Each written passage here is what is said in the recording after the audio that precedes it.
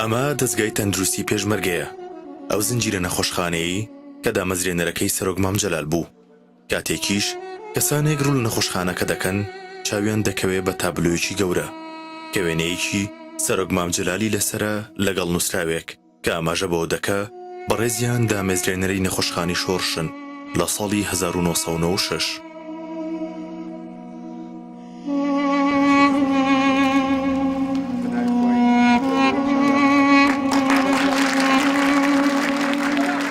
مام جەلال هەر لە سەرەتای شۆڕشەوە یەکێک لە خەمەکانی دروستکردن و گرنگیدان بووە بە کەرتی تەندروستی و بوژانەوەی.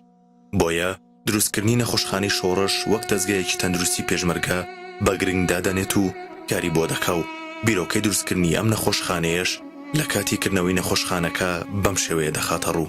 من زۆر شادم کە ئیمڕۆ بە خزمەتان دەگەین لەم نەخۆشخانە گشتیەی پێشمەرگەی کوردستاندا.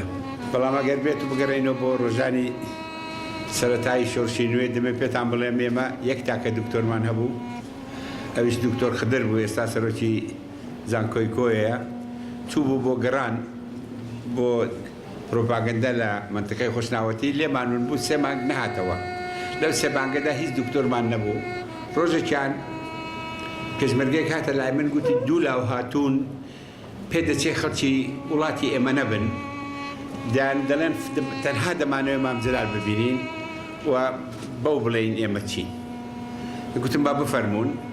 ئەو سەردەمە یەک تاکە چادرمان هەبوو لە شاخ بووین لە قەندیل، دوو لاو هاتن، یەکێک کەڵەگەت یەکێک مام ناوەنجی خۆیان تەقدیم کرد. کورتەکان گوتی من دکتۆر جەعفەری شەفیعیم، کوردێکی ئێرانم، کۆڵێکی گەورە دەرمانی هێنابوو، گوتی بیستومە دکتۆرتان نییە، منەوە هاتووم بۆی ئیش بکەم لێرە و خۆشم پارەی خۆم پێ بەشی 2 ساڵ هیچ مەعاش و پێویستێکم ناوێت. لاوەکەی تریان جەمەدانێکی پڕی پێ بوو، دایە بەردەمەم گوتی من ناوم سعیدی وەتەن دۆستە، لە ناو ئێمە بە مامۆستا برایم ناوی دەرکرد، 5,000 دیناری لەگەڵ خۆی هێنابوو. گوتی من ئەو 5,000 دینارم کۆ کردوتەوە و لە ڕێکە هاتووم زانیمە وەزعی پێشمەرگە خراپە، خانوویەکم هەیە لە سنە، نردومە ئەویشتان بۆ بفرۆشن و پارکەتان دەدەمێت. بەڕاستی هەردووکیان دوو دەرگای خۆشیان لێکردنەوە، یەکی دکتۆری، یەکیان هی 5,000 دینار. ئەو وەختە گەلێک زۆر بوو، چونکە مانگانەی پێشمەرگەی خاوەن خێزان دینارێک بوو، هی سەڵتی ڕوبع دینارێک، ئەوە سەرۆتێک بۆ ئەو سەردەما.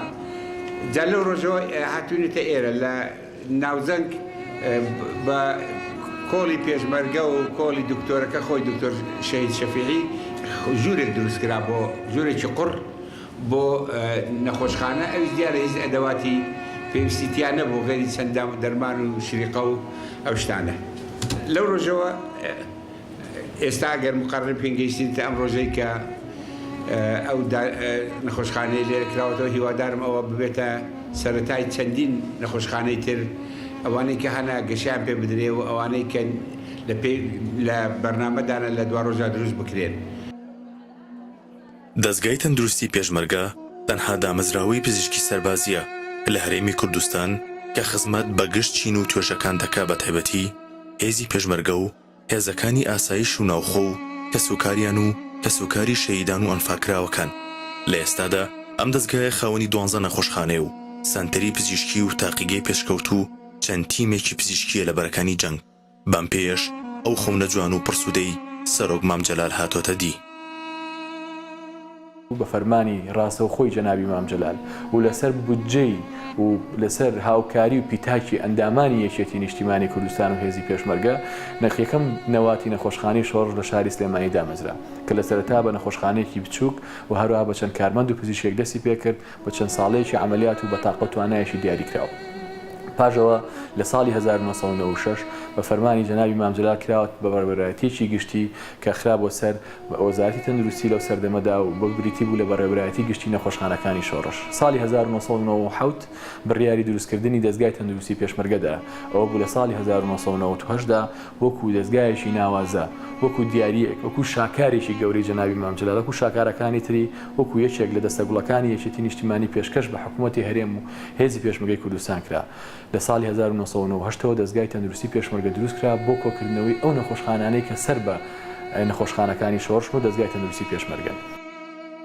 لە نێوم دەستگایەدا لە ڕێگەی 425 تەختی نەخۆشەوە خزمەت بە هاوڵاتیان دەکرێت بەبێ جیاوازی لە نێوان هیچ لایەن و حیزب و جیاوازی بۆ چوونیەکەوە.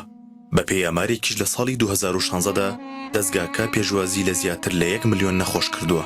هەتاکو دواساتەکانی ماڵاوای جەنابی مام جەلالیش لەسەر بودجە و هاوکاری یەکێتی نیشتیمانی کوردستان مانگانە ئەو نەخۆشانەی کە پێویستیان بە هاوکاری بۆ هاوکاری کراون و هەروەها ئەو پێویستیانەی کە هەبوو حکوومەت نەیتوانێت پڕێکاتەوە جەنابی مام جەلال خۆی پڕی کردوێتەوە. لەبەرەوە بە لەدەستدانی مام جەلال من لە چەند ڕۆژی ڕابردووشە ئەم قسەیم کردووە کە یەکەم کەس کە جەنابی مام جەلالی ڕۆیڕۆشت، یەکەم دەستگا کە جەنابی مام جەلالی ڕۆیڕۆشت پێش هەموو کەس دەستگای تەندروستی پێشمەرگە بۆ، چونکە جەنابی مام جەلال هەموو کاتێک ئەم وتەی دووبارە کردوێتەوە نووسێتی دەستگای تەندروستی پێشمەرگە دەستگای خۆمە و نەخۆشخانەی شۆڕش نەخۆشخانەی خۆمە. ئەو نەخۆشخانەیە پێم وایە دەبێتە نمونەی لە کوردستان و لە عێراقدا، ئەوە دەبێت لە کار و کردەوەشیان لە ڕفتاریە لەگەڵ خەڵکە نمونە بێت، بە تایبەتی لەگەڵ کەس و کاری سەربەرزی شەهیدەکانمان، ئەنفالکراوەکان و هەموو ئەو کەسانی کە ڕوویان تێدەکەن. بەڵام ئەم نەخۆشخانەیە پێویستە ئەرشی خۆی بە گیانی پێشمەرگانە جێبەجێکا بەرامبەر بە کۆمەڵانی خەڵک. مام لە گرنگیدان بە کارتی تەندروستی خەمەکەی تەنها خەمی ناوچەکەی نەبوو، بەڵکو ویستوێتی لە ڕێگەی ئەم دەستگایەوە کارتی تەندروستی لە سەرجەم ناوچەکانی هەرێمی کوردستان و بەگرە بۆ عێراق و ناوچەکە ببوژێتەوە و سەرجەم هاوڵاتیانی کوردستان و ناوچەکە سودمەندی خزمەتگوزاری تەندروستی بن.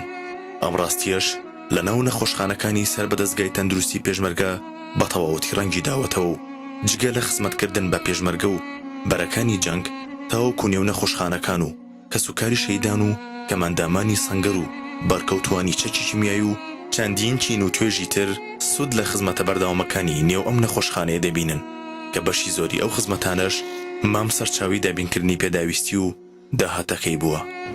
ئەم نەخۆشخانەیە هێنانەدی بەو شێوەی کە ئێستا دەبینن خەونێک گولە لەگەڵ خەونەکانی تر. شکر و وردە وردە خەونەکانمان دێتە دی.